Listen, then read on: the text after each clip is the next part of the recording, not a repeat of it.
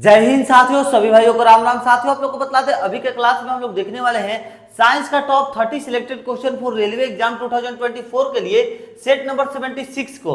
बता दें साथियों को सेट नंबर 76 को कंप्लीट करने से पहले हम लोगों ने सेट नंबर 75 तक टोटल कंप्लीट कर लिया है। और जो भी कैंडिडेट हमारे चैनल पर नए विजिट किए हैं उनसे बतलाना चाहेंगे दोस्तों, हम आप लोग को कुछ इस प्रकार के सिलेक्टेड क्वेश्चन कवर कराते हैं जो कि रेलवे के द्वारा प्रीवियस ईयर में 3-3 बार 4-4 बार पूछा गया क्वेश्चन रहता है। जैसे एग्जांपल के तौर पर आप लोग क्वेश्चन नंबर पहला को ही देखिए। ये क्वेश्चन आप लोग का पहले प्रीवियस ईयर में 4 बार पूछा हुआ क्वेश्चन है। इसके साथ साथ ये तो हो गया आप लोग का प्रीवियस ईयर का क्वेश्चन। इसके साथ और भी कुछ पैटर्न पर क्वेश्चन हम आप लोग को कवर कराते हैं। देखिए, पहले रहता है आप लोग का प्रीवियस ईयर वाला क्वेश्चन, दूसरे नंबर पर रहता है टीसीएस वाला क्वेश्चन, तीसरे पर रहता है एनसीईआरटी का क्वेश्चन, ठीक है। और चौथे नंबर पर आप लोग का रहता है कोटा वाला क्वेश्चन, जो रेलवे इंटरनल एग्जाम्स में होती है पोस्ट को इंक्रीज करने के लिए, वो वाला भी क्वेश्चन हम आप लोग को कवर कराते हैं, क्योंकि वो भी क्वेश्चन इंटरनल एग्जाम वाली आप लोग डायरेक्ट भर्ती में पूछती है साथियों। तो ये चारों पैटर्न पर आप लोगों को क्वेश्चन हम कवर कराते हैं। प्रीवियस ईयर तो इंपॉर्टेंट है ही, इंटरनल एग्जाम वाला बाद में रिपीट करके पूछता है, ये आप लोग को भी अच्छे से मालूम होगा। और एनसीईआरटी पर एएलपी टेक्नीशियन में स्पेशली 30 से 40% लगभग क्वेश्चन जो है एनसीईआरटी से ही पूछता है एएलपी टेक्नीशियन में, इसीलिए एनसीईआरटी का क्वेश्चन जरूर हम कवर कराते हैं। और रह जाता है हम लोग का टीसीएस का। तो टीसीएस साथियों इस बार भी आप लोग के साल 2024 में रेलवे के एग्जाम टीसीएस ही कंडक्ट कराएगी, तो इसीलिए टीसीएस का भी हम आप लोग को कुछ क्वेश्चन कवर कराते हैं। चारों पैटर्न आप लोग के लिए आगामी एग्जाम्स के लिए बहुत ही ज्यादा जरूरी रहता है, तो इसीलिए चारों पैटर्न पर कवर कराने की कोशिश करते हैं साथियों। चलिए अब हम लोग क्वेश्चन को स्टार्ट कर लेते हैं। सेट नंबर 76 का पहला नंबर क्वेश्चन हम लोग का कह रहा है कि विद्युत बल्ब में तंतु यानी कि फिलामेंट किसका बना होता है। तो विद्युत बल्ब में जो तंतु यानी कि जो फिलामेंट होता है वो किसका बना होता है। तो इसका सही जवाब हो जाएगा हम लोग का टंगस्टन का बना रहता है। किसका? तो टंगस्टन का बना रहता है। ऑप्शन नंबर डी हम लोग का सही जवाब हो जाएगा, टंगस्टन का बना रहता है। ठीक है, ध्यान रखिएगा, बहुत अच्छा क्वेश्चन है। विद्युत बल्ब में तंतु यानी कि फिलामेंट किसका बना होता है, तो टंगस्टन का बना होता है। ऑप्शन नंबर डी सही जवाब होगा। और ये क्वेश्चन रेलवे ने 4 बार पहले प्रीवियस ईयर में रिपीट किया हुआ है। सेकंड नंबर क्वेश्चन है कि निम्नलिखित में से कौन सी धातु, ठीक है, कौन सी धातु रोशनी के बल्बों में फिलामेंट के रूप में प्रयोग होता है। तो कौन सी धातु का प्रयोग किया जाता है, तो अभी आप लोग को बताया टंगस्टन का उसमें उपयोग किया जाता है, तो टंगस्टन ही इसका भी सही जवाब होगा। Option number C. Next question है थर्ड नंबर क्वेश्चन, सामान्यतः नाइक्रोम का उपयोग होता है। तो सामान्यतः नाइक्रोम का जो उपयोग है वो हमारे छोटे भाइयों उष्मक की कुंडली में होता है। किसमें होता है? उष्मक की कुंडली में होता है। सामान्यतः नाइक्रोम का उपयोग पूछ रहा है, तो नाइक्रोम का जो प्रयोग है वह उष्मक की कुंडली में होता है। ध्यान रखिएगा, बहुत ही अच्छा क्वेश्चन है। ऑप्शन नंबर बी सही जवाब होगा। आगामी एग्जाम के पॉइंट ऑफ व्यू से भी ये क्वेश्चन आप लोग का रहने वाला है। ध्यान रखिए साथियों, जरूर इसको नोट्स में आप लोग बना लीजिए। सामान्यतः नाइक्रोम का प्रयोग जो है यह होता है तो उष्मक की कुंडली में होता है, ध्यान रखना है आप लोग को। चलिए आगे बढ़ते देखते हैं। 4 नंबर क्वेश्चन कह रहा है कि किस कारणवश विद्युत बल्ब के फटने पर हल्का धमाका होता है। आप लोग खुद भी देखे हुए होंगे, विद्युत बल्ब के फटने पर थोड़ा सा जो थोड़ा सा एकदम हल्का सा धमाका होता है, तो उसका क्या कारण है। तो सही जवाब हो जाएगा हम लोग का, देखिए, निर्वात स्थानों को भरने के लिए वायु के तीव्रता से जाने के कारण। निर्वात स्थानों को भरने के लिए वायु को तीव्रता से जाने के कारण जो बल्ब है, विद्युत बल्ब होता है, वो फटने का कारण होता है। उसमें जो फटता है तो जो धमाका होता है वो होने का कारण क्या है, तो निर्वात स्थानों को भरने के लिए वायु की तीव्रता से जाने के कारण। ऑप्शन नंबर सी हम लोग का सही जवाब होगा दोस्तों। चलिए आगे बढ़ते हैं, देखते हैं इसी प्रकार से 5 नंबर क्वेश्चन को, निम्नलिखित वैज्ञानिक के द्वारा तड़ित जानते हैं किसको बोलते हैं। जैसे जो बिजली कड़कता है ना, बिजली आकाश में से जो बिजली कड़कता है उसी को तड़ित लिखता है। ठीक है, एग्जाम में कभी भी कंफ्यूज नहीं होता है। तड़ित उसी को बोलता है जो बिजली गिरता है ना भैया, उसी को बोलता है। तो निम्नलिखित वैज्ञानिक के द्वारा तड़ित चालक का आविष्कार किया गया था। तो देखिए, तड़ित चालक का जो आविष्कार है कौन से वैज्ञानिक के द्वारा किया गया था, ये पूछ रहा है। तो सही जवाब हो जाएगा हम लोग का बेंजामिन फ्रैंकलिन होगा। ऑप्शन नंबर सी हम लोग का सही जवाब, बेंजामिन फ्रैंकलिन के द्वारा जो है तड़ित चालक का आविष्कार किया गया था। ऑप्शन नंबर सी सही जवाब होगा। नेक्स्ट क्वेश्चन है 6 नंबर क्वेश्चन, स्टोरेज बैटरी में किस तत्व का उपयोग होता है। तो स्टोरेज बैटरी में कौन से तत्व का उपयोग किया जाता है दोस्तों। तो स्टोरेज बैटरी में ध्यान रखना है आप लोग को कि सीसा का उपयोग होता है। स्टोरेज बैटरी में किस तत्व का उपयोग होता है? तो स्टोरेज बैटरी में शीशा का उपयोग होता है किसी भी हालत में, इसे ध्यान रखना है, बहुत अच्छा क्वेश्चन है। स्टोरेज बैटरी में शीशा का उपयोग होता है, ऑप्शन नंबर ए सही जवाब होगा। दोस्त जिस पैटर्न पर हम आप लोग को यहाँ पर क्वेश्चन कवर करा रहे हैं ना, ठीक उसी पैटर्न पर हम आप लोगों के लिए एक रामबाण पीडीएफ भी अरेंज किए हैं। अगर आप लोग इस पीडीएफ में देखिएगा तो देखिए प्रीवियस ईयर टीसीएस एनसीईआरटी और कोटा वाला क्वेश्चन तो डाला ही गया है, उसके साथ साथ रेलवे का मैंने इसमें आप लोगों के लिए कुछ मुख्य प्रश्न भी ऐड किए हैं। जैसे यहाँ पर है कि दक्षिण पश्चिम रेलवे का मुख्यालय जो है वो कहाँ पर स्थित है, आप लोग को मालूम है? देखिए रेलवे और रेलवे का मुख्यालय से साथियों क्वेश्चन जरूर पूछता है, और कहीं ना कहीं एनटीपीसी और ग्रुप डी में ज्यादा ये क्वेश्चन पूछता है। तो ये सारे पैटर्न पर हम आप लोग को क्वेश्चन का एक पीडीएफ उपलब्ध कराए हैं। देखिए यहाँ पर कह रहा है कि पश्चिम रेलवे का मुख्यालय कहाँ पर स्थित है, यहाँ देखिए उत्तर रेलवे का मुख्यालय कहाँ स्थित है, यहाँ देखिए उत्तर मध्य रेलवे का मुख्यालय कहाँ पर स्थित है। ये सारे क्वेश्चंस का आंसर आप लोग को पीडीएफ में मिलेगा साथियों। इस पीडीएफ में आप लोग को 20,000 प्लस क्वेश्चन डाला गया है, यानी कि 20K प्लस यानी 20,000 प्लस क्वेश्चन सिर्फ रेलवे के स्पेशली एग्जाम को क्रैक करने के लिए। इसमें अगर आप लोग देखिएगा तो साइंस से दोस्तों आप लोग को हम 4,000 प्लस क्वेश्चन, और यहीं पर बात कर ले हम लोग जीके से, तो जीके से आप लोगों के लिए 8,000 प्लस क्वेश्चन, और स्टैटिक जीके भी मैंने इसमें आप लोगों के लिए रखा है। तो स्टैटिक जीके से आप लोग को लगभग 2,000 क्वेश्चन देखने को मिलेंगे।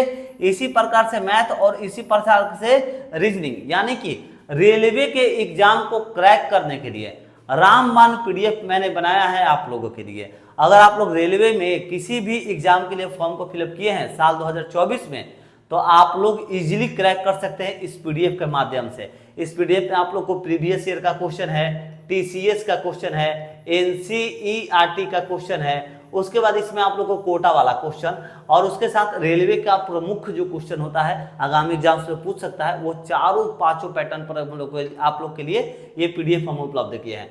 अगर आप लोग इस पीडीएफ को ले लेते हैं तो भैया अगर किसी में दम हो और सिर्फ अगर 2 बार इस पीडीएफ को चाट ले, ऐसा नहीं बोलेगा ना कि पीडीएफ ले करके रख लीजिए मोबाइल में, बोलेगा कि मेरा तैयारी नहीं हुआ, एग्जाम नहीं निकला।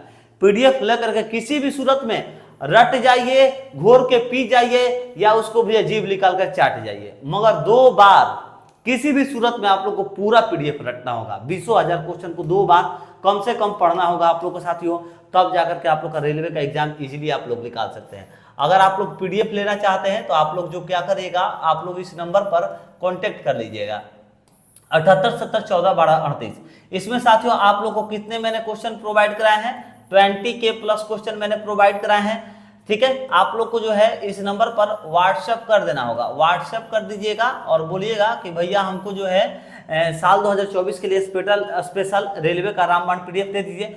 20,000 क्वेश्चन के लिए साथियों आप लोग को सिर्फ और सिर्फ 70 रुपए पे करने होंगे, सिर्फ 70 रुपए में, 1 एंड ओनली 70 रुपए में साथियों पूरा पीडीएफ आप लोग को दिया जाएगा। और वहीं पर बात कर ले, अगर सिर्फ आप लोग का कोई एक सब्जेक्ट कमजोर है, साइंस, जीके, मैथ, रीजनिंग, कोई भी सिर्फ एक आप लोग का कमजोर है, तो उसके लिए सिर्फ आप लोग 30 रुपए दे करके अपने कोई भी एक सब्जेक्ट को चूज करके ले सकते हैं। ठीक है, तो आप लोग जरूर इसका स्क्रीनशॉट ले लीजिए, आप लोग के पीडीएफ जो है रामबाण पीडीएफ साबित होगा, ये वादा करते हैं।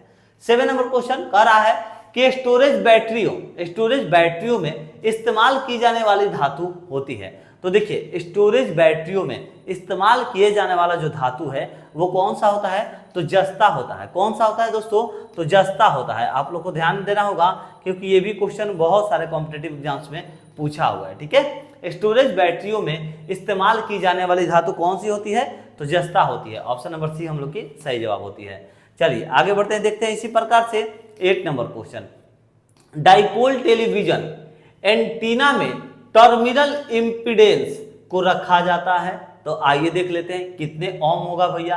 तो यहाँ पर सही जवाब होगा आप लोग का 75 ओम प्रतिरोध पर रखा जाता है, 75 ओम प्रतिरोध पर रखा जाता है। ठीक है, डाइपोल टेलीविजन एंटीना के टर्मिनल इम्पीडेंस को रखा जाता है, 75 ओम प्रतिरोध पर रखा जाता है, ध्यान देना होगा। ऑप्शन नंबर ए सही जवाब होगा आप लोग का। नेक्स्ट क्वेश्चन है यहाँ पर 9 नंबर क्वेश्चन कह रहा है कि एक विद्युत लैंप का फिलामेंट श्वेत तप्त हो जाता है, परंतु फिलामेंट को थामे रखने वाली तार का अगला सिरा जो होता है मात्र थोड़ा सा गर्म होता है, ऐसा क्या कारण है। तो दोस्तों इसका सही जवाब होगा, इसका कारण कि इससे होकर के थोड़ी सी धारा प्रवाहित होती है, नहीं, इसका प्रतिरोध काफी कम होता है। जी हाँ साथियों, ऑप्शन नंबर बी हम लोग का सही जवाब होगा। आप लोग को ध्यान देना होगा, एक विद्युत लैंप का फिलामेंट श्वेत ताप्त हो जाता है, परंतु फिलामेंट को थामे रखने वाली तार का अगला हिस्सा जो होता है वो मात्र थोड़ा सा गर्म होता है। इसका कारण यह है कि इसका जो प्रतिरोध है वो काफी कम होता है। ऑप्शन नंबर बी हम लोग का सही जवाब होता है। चलिए आगे बढ़ते हैं, देखते हैं 10 नंबर क्वेश्चन। कह रहा है कि एक धातु के तार में विद्युत का प्रवाह होता है। तो दोस्तों आप लोग को ध्यान रखना होगा, इंपॉर्टेंट क्वेश्चन है। एक धातु के तार में विद्युत का प्रवाह जो होता है ना, वह इलेक्ट्रॉन के कारण होता है। किसके कारण? तो इलेक्ट्रॉन के कारण होता है। ऑप्शन नंबर ए हम लोग का सही जवाब हो जाएगा। चलिए आगे बढ़ते हैं, देखते हैं 11 नंबर क्वेश्चन। शुष्क सेल में किस तरह की ऊर्जा निहित होती है? तो देखिए दोस्तों, शुष्क सेल में कौन से प्रकार की जो ऊर्जा है वो निहित होती है? तो सही जवाब हो जाएगा हम लोग का यांत्रिक नहीं, वैद्युतिक नहीं, रासायनिक होगा, रासायनिक। ऑप्शन नंबर सी सही जवाब होगा, रासायनिक। शुष्क सेल में किस तरह की ऊर्जा? तो रासायनिक ऊर्जा जो है वो निहित होती है। ऑप्शन नंबर सी सही जवाब। नेक्स्ट क्वेश्चन है 12 नंबर। वैसे ये सारे क्वेश्चन आप लोग को पीडीएफ में मैंने कवर कराए हैं, बट कुछ क्वेश्चन जो है पीडीएफ में छूट गया है, तो वो सारे आप लोग क्लास के माध्यम से कंप्लीट करा देते हैं। तो अगर आप लोग पीडीएफ लेने में इच्छुक हैं दोस्त, तो आप लोग जरूर ले लीजिएगा। आप लोगों के आगामी एग्जाम को तो इतना हम फिक्स बोलेंगे ना, पक्का एकदम कि 2 बार रट गए ना तो किसी के ताऊ जी भी नहीं रोक सकते हैं आप लोग का एग्जाम क्रैक करने से। 12 नंबर क्वेश्चन कह रहा है कि कास्टिंग्स यानी कि ढालने की प्रक्रिया में आंतरिक दोष ढूंढ निकाले जा सकते हैं। तो दोस्त इसका सही जवाब हो जाएगा हम लोग का चुंबकीय कम परीक्षण के द्वारा नहीं, डॉप यानी कि बिंदु परीक्षण के द्वारा नहीं, रॉकवेल कठोरता नहीं, देखिए अल्ट्रासोनिक परीक्षण के द्वारा। अल्ट्रासोनिक परीक्षण के द्वारा जो है कास्टिंग यानी कि ढालने की प्रक्रिया में आंतरिक दोष ढूंढा जा सकता है। ऑप्शन नंबर डी हम लोग का सही जवाब होगा। किसके कारण? तो अल्ट्रासोनिक परीक्षण के द्वारा। 30 नंबर, निम्नलिखित में कौन सा परिवर्तन रासायनिक नहीं है? दोस्त नहीं पूछ रहा है, तो आइए देख लेते हैं सही जवाब क्या होगा। लोहे में जंग लगना ये रासायनिक परिवर्तन है। पानी का भाप में बदलना यही नहीं है, पानी का जो भाप में बदलना है यह रासायनिक परिवर्तन नहीं है। ऑप्शन नंबर बी हम लोग का सही जवाब होगा। नेक्स्ट क्वेश्चन है 40 नंबर क्वेश्चन। धारा को मापने का मापक विदित है। तो देखिए धारा को मापने का जो मापक है वह क्या पूछ रहा है भैया? विदित है। तो कौन सा होगा? सही जवाब होगा हम लोग का वोल्ट मापी, अयो मापी, ओम मापी, हाँ एम मापी होगा, एम मापी। Option number D is the right answer, एम मापी होना चाहिए। धारा को मापने का मापक विदित है, एम मापी। ऑप्शन नंबर डी सही जवाब होगा। नेक्स्ट क्वेश्चन है 50 नंबर। शुष्क सेल में कार्बन की छड़ कार्य करती है। तो दोस्तों ध्यान देना होगा, शुष्क सेल में कार्बन की जो छड़ है वह कैथोड का कार्य करती है। किसका भैया? कैथोड, कैथोड कार्य करती है। ऑप्शन नंबर बी सही जवाब होगा। नेक्स्ट क्वेश्चन है हम लोग का कौन सा क्वेश्चन? तो क्वेश्चन नंबर 16 कह रहा है कि बैटरी के धनात्मक ध्रुव से जोड़े गए इलेक्ट्रोड को क्या कहते हैं? तो देखिए बैटरी के धनात्मक ध्रुव से जोड़े गए इलेक्ट्रोड को क्या कहा जाता है? तो दोस्तों इसका सही जवाब हो जाएगा हम लोग का एनोड कहा जाता है। क्या कहा जाता है? तो एनोड कहा जाता है। ठीक है, बैटरी के धनात्मक ध्रुव से जोड़े गए इलेक्ट्रोड का क्या कहा जाता है? तो एनोड कहा जाता है। Option number C is the right answer. Next question है 70 नंबर क्वेश्चन करा है कि प्रत्यावर्ती प्रमात्रा के धनात्मक एवं ऋणात्मक मानों के संपूर्ण सेट को कहते हैं। क्या कहते हैं दोस्तों? तो आइए देखते हैं सही जवाब। करा है प्रावस्था नहीं, और कह रहा है आवर्तकाल ये भी नहीं होगा, आवृत्ति भी नहीं, चक्र होता है। क्या होता है? चक्र होता है। ध्यान रखना है साथियों, प्रत्यावर्ती प्रमात्रा के घनात्मक एवं ऋणात्मक मानों के संपूर्ण सेट को क्या कहते हैं हम लोग? तो चक्र कहते हैं। ऑप्शन नंबर डी सही जवाब होगा। नेक्स्ट क्वेश्चन है 80 नंबर कह रहा है यदि विद्युत आवेशित दो वस्तुओं को एक तार से जोड़ा जाए तो विद्युत करंट प्रवाहित नहीं होती। तो विद्युत करंट जो है यह प्रवाहित नहीं होगी। आइए देखिए भैया कैसे में नहीं होगी। आइए, दोनों की धारिता समान हो? नहीं, ये नहीं होगा। दोनों का तापमान जो है यह समान हो? नहीं। दोनों के आवेश की मात्रा? ये भी नहीं। दोनों का विभव समान हो तब, दोनों का विभव समान हो तब। ध्यान देना होगा, यदि विद्युत आवेशित दो वस्तुओं को एक तार से जोड़ा जाए तो विद्युत करंट प्रवाहित नहीं होगी। क्यों भैया, क्या कारण है? जब दोनों का विभव जो है वो सामान्य हो तो जो है विद्युत प्रवाह करंट नहीं होगी। 90 नंबर, कितने इलेक्ट्रॉन मिलकर के एक माइक्रो स्पीकर विद्युत धारा बनाते हैं? तो कितने इलेक्ट्रॉन मिलकर के बनाते हैं दोस्तों? तो सबसे पहले आप लोग को हम यहां पर बतलाना चाहेंगे, ये जो है ये पावर में होगा, 10 का पावर 8, यहां पर दोस्तों 10 का पावर 6, यहां पर जो है ये होगा आप लोग का 10 का पावर 12, और ये जो है ये होगा आप लोग का 10 का पावर 23। अब इसका राइट आंसर आप लोग ढूंढिए, कितने इलेक्ट्रॉन मिलकर के एक माइक्रो स्पीकर विद्युत धारा बनाते हैं? तो सही जवाब हो गया हम लोग का कि 6.25 इंटू 10 का पावर 12। कितने मिलकर के? तो 6.25 इंटू 10 का पावर 12 इलेक्ट्रॉन मिलकर के एक माइक्रो एम्पियर विद्युत धारा बनाते हैं। ऑप्शन नंबर डी सही जवाब होता है हम लोग का। नेक्स्ट क्वेश्चन 20 नंबर, वाट को प्रकट कर सकते हैं? तो दोस्तों आप लोग को बतलाना चाहेंगे, ये क्वेश्चन हम पहले भी कवर करा है। वाट को जो है प्रकट कर सकते हैं तो सही जवाब होगा जूल प्रति सेकंड में कर सकते हैं। जूल प्रति सेकंड में वाट को प्रकट कर सकते हैं। Option number C is the right answer. Next question है 21 नंबर क्वेश्चन। अब 21 नंबर क्वेश्चन देखने से पहले दोस्त एक बार आप लोग से विनम्र निवेदन है, अगर आप लोग चैनल पर नहीं विजिट किए हैं सब्सक्राइब करके बेल आइकन दबाइए। वीडियो अच्छा लग रहा है तो वीडियो को जरूर अपने सोशल आईडी पर कहीं ना कहीं शेयर कर दीजिए दोस्तों मित्रों के पास, अपने सोशल आईडी पर, जहां पर आप लोग का मन हो, फेसबुक, इंस्टाग्राम, जहां आप लोग का मन हो। एक बार आप लोग से विनम्र निवेदन है, वीडियो को जरूर शेयर कर दीजिए। चैनल पर नहीं विजिट किए तो सब्सक्राइब करके बेल आइकन दबा दीजिएगा, और दोस्तों मित्र जो भी तैयारी कर रहे हैं उनको जरूर चैनल के बारे में इंफॉर्मेशन दे दीजिएगा। साथियों आप लोग से इतना रिक्वेस्ट करते हैं हमारे भाई। इलेक्ट्रॉन वोल्ट जो है ये किसकी एक इकाई है? तो आप लोग को मालूम होना चाहिए, बहुत इजी क्वेश्चन है, ऊर्जा की इकाई है। आगे बढ़ते हैं, देखते हैं 22 नंबर क्वेश्चन।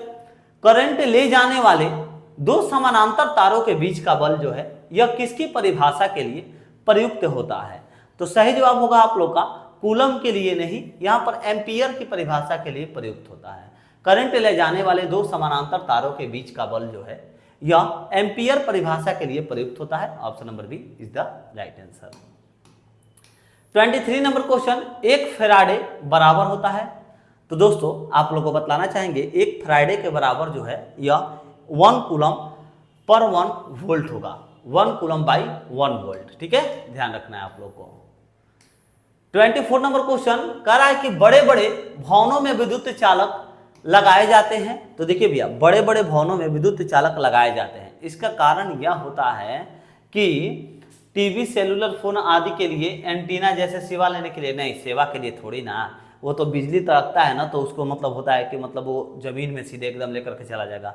देखिए ना, डायरेक्ट देखा जाए यहाँ पर बादलों से आवेश हटाने तथा उसे जमीन तक गुजर जाने के लिए। आगे आना जो बात बोले हैं वही होगा। Option number D is the right answer. बादलों से आवेश हटाने तथा उसे जमीन तक गुजर जाने के लिए। ठीक है, इसीलिए जो है बड़े बड़े भवनों में विद्युत चालक लगाए जाते हैं। विद्युत ऊर्जा मापने के यंत्र को कहते हैं? तो देखिए दोस्तों, विद्युत ऊर्जा मापने के यंत्र को क्या कहा जाता है? तो सही जवाब हो जाएगा हम लोग का किलो वाट घंटा मीटर। किलो वाट घंटा मीटर। यहाँ पर देखिए कैसे दे दिया, किलो को लिख दिया की, वाट को लिख दिया वा, और घंटा को लिख दिया घ, और मीटर को मीटर। कंफ्यूज कर रहा था ये। ठीक है, तो सही जवाब क्या होगा? विद्युत ऊर्जा मापने के लिए यंत्र को क्या कहते हैं? किलो वाट घंटा metre. Option number D, sorry option number C हम लोग का सही जवाब होगा। 26 नंबर क्वेश्चन, एक अतिचालक दिखाता है। तो दोस्तों आप लोग को बतला दे, एक अतिचालक जो है यह क्या दिखाता है? तो सही जवाब होगा हम लोग का पैरामैग्नेटिज्म। पैरामैग्नेटिज्म दिखाता है, पैरामैग्नेटिज्म जो है यह दिखाता है। एक अतिचालक क्या दिखाता है? तो पैरामैग्नेटिज्म दिखाता है। 27 नंबर, विद्युतदर्शी का कारण है। तो देखिए दोस्तों, विद्युतदर्शी का कार्य यहाँ पर पूछ रहा है। ठीक है, यहाँ पर भैया जो है थोड़ा सा टाइपिंग में एरर है। तो देखिए विद्युतदर्शी का कार्य क्या है भैया? तो आइए देखिए सही जवाब। विद्युतदर्शी का कार्य क्या होगा भैया? तो विद्युत आवेश की उपस्थिति की पहचान करना। यस, ऑप्शन नंबर ए ही सही जवाब है। तो आगे क्यों पढ़ना? विद्युत आवेश की उपस्थिति की पहचान करना विद्युतदर्शी का कार्य है। 28 नंबर, विद्युत प्रतिरोध मापा जाता है। तो दोस्तों आप लोग को बतलाना चाहेंगे, विद्युत प्रतिरोध जो होता है वह ओम से मापा जाता है। किससे? ओम से मापा जाता है। ऑप्शन नंबर सी सही जवाब होगा, ओम से विद्युत प्रतिरोध मापा जाता है। 29 नंबर क्वेश्चन है, कह रहा है कि एक एसी जनित्र जनरेटर में मुख्यतः होता है, तो क्या होता है? तो दोस्तों आप लोग को बता दें, एक एसी जनित्र जनरेटर में मुख्यतः होता है क्या? तो यहाँ पर आर्मेचर यानी कि कुंडली, हाँ ये होती है। क्षेत्रीय चुंबकत्व ये भी होती है। स्लिप रिंग और फिर बुशेस ये भी होती है, यानी कि सभी तीनों, ऑप्शन नंबर डी हम लोग का सही जवाब होगा, सभी तीनों की तीनों होती है। एक एसी जनित्र जनरेटर में मुख्यतः क्या होती है? तो तीनों का तीनों, सभी। Option number D is the right answer, सभी के सभी। 30 नंबर और आज का हम लोग का लास्ट क्वेश्चन, विद्युत वाहक बल बराबर होता है, तो विद्युत वाहक बल के बराबर क्या होती है? तो ऊर्जा प्रति यूनिट आवेश के, ऊर्जा प्रति यूनिट आवेश के होती है। Option number C right answer. दोस्तों अगर आप लोग पीडीएफ ले लेते हैं तो उसमें आप लोग को सारे ये क्वेश्चन कवर कराए गए हैं। 78, 70, 14, 12, 38 नंबर को जरूर से जरूर नोट कर लीजिए। और पीडीएफ को आप लोग को क्या करना होगा? व्हाट्सएप करके पीडीएफ ले लेना होगा। 20 के प्लस आप लोग के लिए क्वेश्चन इसमें रखे गए हैं, 20 के प्लस क्वेश्चन आप लोग के लिए इसमें रखे गए हैं। ध्यान रखना है, सिर्फ कितने में? तो सिर्फ 70 रुपये में आप लोग को दिया जा रहा है। रामबाण पीडीएफ रेलवे के एग्जाम को इजीली आप लोग क्रैक कर सकते हैं। और आप लोग अगर चैनल पर नए विजिट किया, सब्सक्राइब करके बेल आइकन दबाइए दोस्तों, क्योंकि जीके जीएस का भी हम लोग ने जो है सेट नंबर 28 तक टोटल कंप्लीट कर दिया है। अगर आप लोग टोटल क्लासेस को वॉच करना चाहते हैं तो इस वीडियो को डिस्क्रिप्शन में लिंक प्रोवाइड भी करा दिया है, सेट नंबर 75 तक और इधर सेट नंबर 28 तक जीके जीएस का भी सारा लिंक इस वीडियो को डिस्क्रिप्शन में डाल दिया। आप लोग जाकर के सभी भाई लोग क्लासेस को पहले के वॉच करिए और अपने तैयारी को मजबूत करके रेलवे के एग्जाम को क्रैक करिए। चलिए मिलते हैं नेक्स्ट वीडियो में एक नए प्रैक्टिस के साथ। जय हिंद, जय भारत।